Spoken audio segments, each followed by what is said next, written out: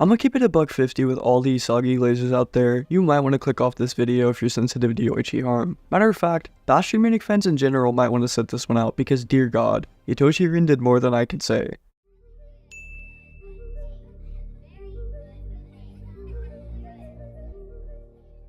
What's going on everybody, my name is Annihilation, and today we're going to be overviewing Blog Chapter 273, titled Beast of Destruction. If you enjoy staying up to date with the manga and want to support my channel, please feel free to hit that subscribe button, comment below your thoughts, and join my community Discord to interact directly. Yesterday was actually my first day back in college, so make sure to wish me some luck this semester for good measure. Without further ado, let's get right into today's chapter, and best of luck to everyone going back to school. The first thing we see here is Nanase picking back up the action, kicking off a pass while calling out to Rin. The man of the chapter himself traps the ball while urging Nanase to go forward with him. However, he has no regard for being polite, and calls his own teammate weak. Hiyori, Kiura, and Raichi are also specifically shown with shocked expressions here, as they all know what's soon to come. Itoshi Rin then begins his assault by charging forward with his tongue hanging out in spiral eyes, assuring the Bastard Munich defense that they will be annihilated. Corona and Hiyori are shown up close, preparing themselves with Raichi a bit further behind, and Kunigami and Shida are still shown stuck together like glue. Itoshi Rin then swiftly dashes by Corona with a pass to himself, to then trap the ball in front of Hiyori and glide right past him. Both Corona and Hiyori are shown even reaching a hand around trying to hold him back, however Rin's stats are far higher in every category, so he easily just barges through. With Raichi remaining a sweaty spectator, and Hiyori and Corona teaming up on the destroyer, Rin ultimately chooses a backhill pass while urging his servants for more. The ball is chained from Tokimitsu who is holding back Ness, to Nanase Nijiro, who leaps forward to trap the pass. Itoshi Rin then lunges backwards as if someone punched him in the stomach, which obviously confuses Hiyori and Corona because bro is tweaking.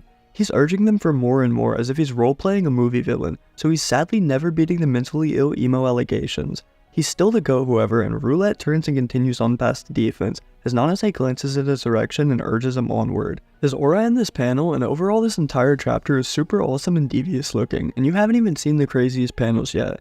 Anyways, Nanase then sends a cross back to Rin as Messna proceeds to do nothing per usual, and Dumber, and Dumbest over there form a triangle around the destroyer of PXG.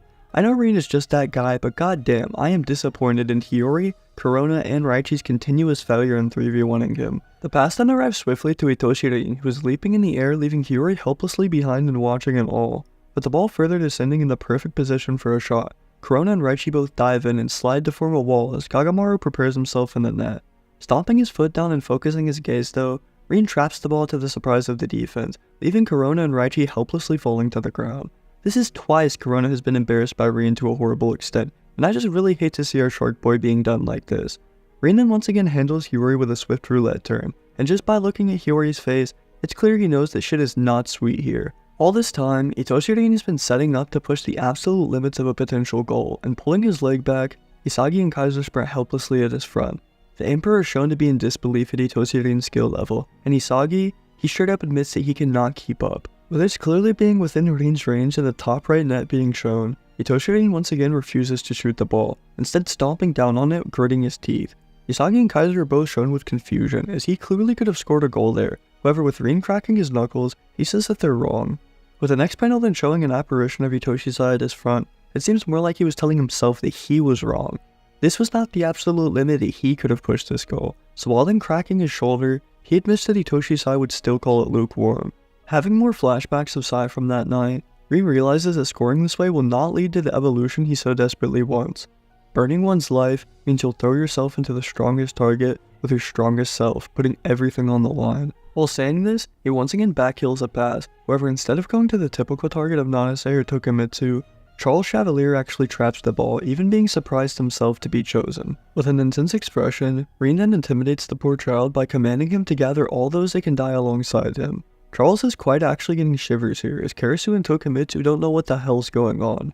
Raichi can even tell that Itoshi Rin has a clear goal there, and even mocks him for being childish with his actions. Jolie and Loki has the most extreme expression of them all, as he tells Rin that he would get banned for life in an official game for this, however he seems more excited than upset.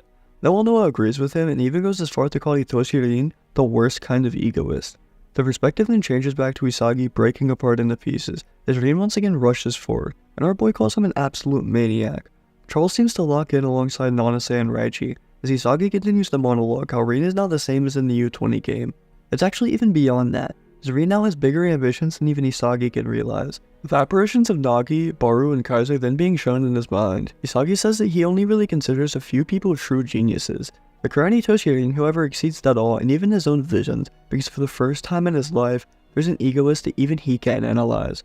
With Charles then passing off the ball as nobody's around to stop him, Rin is shown to trap the ball with the most badass aura we've ever seen. Hoshi on Twitter pointed out that it looks very similar to a dark sea urchin, which would fit perfectly with his theme of water. It also makes sense because the closer you get to Rin while he's in this state, the more he'll annihilate you and stab through the defense. Isagi glazes him in this panel with two nicknames, calling him both a beast of destruction and an incomprehensible creature, so I guess he's just every animal now. Continuing his role-playing session as a demon from hell, Itoshi continues sprinting up the field while asking edgy things like, "Have you ever played soccer with your life on the line? Like, my god, you are not Leon Kennedy, please take a step back." Raichi, Hiyori, and even his own teammate Tokamitsu are shown to be scared as this creature continues forward though. Raichi and Hiyori are fried again as Rin continues on to ask if they've ever lived, devoting their entire life to absolutely killing someone. With flashbacks of him destroying his toys as a kid and even Sai, Rin demands someone to come forth that can surpass even his brother. "Give your all to me, and put your life on the line." The final pitch shows Rin looking the most insane we've seen yet, and it's gotten so bad, even Isagi looks concerned and scared. If you look in the middle right of the page, his aura even seems to have a destroyer eye of its own, which is a really interesting detail. Anyways, we then end off with outro text, which says, "Pursued in the empty void of not being full, Itoshi-Sai's illusion appears. Even Isagi cannot understand this emotion or egoism." With that sadly being the final bit from today's chapter, Blue Lock will pick right back up next week with chapter 274 being titled No Longer Rivals.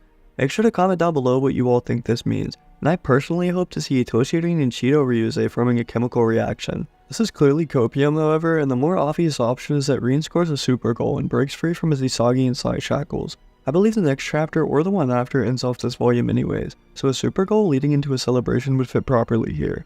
I'm also really interested in this plotline, because now Isagi can still remain number 1 even with Rin scoring a super goal here. Loki quite literally said bro would be banned for life over this shit, and realistically, teams will see a players like this as a detriment. I know the situation with Baru and Ubers, but restarting a play from scratch is straight up ridiculous, and PXG is not looking for that kind of talent. Let me know what you guys think Rin and Isagi's bids will come out to post PXG match, and if I'm wrong on this. To end off today's video, I just want to thank you all so much for supporting the channel and tuning in. If you all enjoy staying up to date with Blue Lock and enjoy my content, please support the channel by clicking that subscribe button, commenting below your thoughts, and also feel free to join my community Discord so you can interact with me. With Season 2 also coming up every day getting closer, make sure to comment down below video ideas you'd like to see as well. I hope you all have an amazing day, and I'll see you in the next video.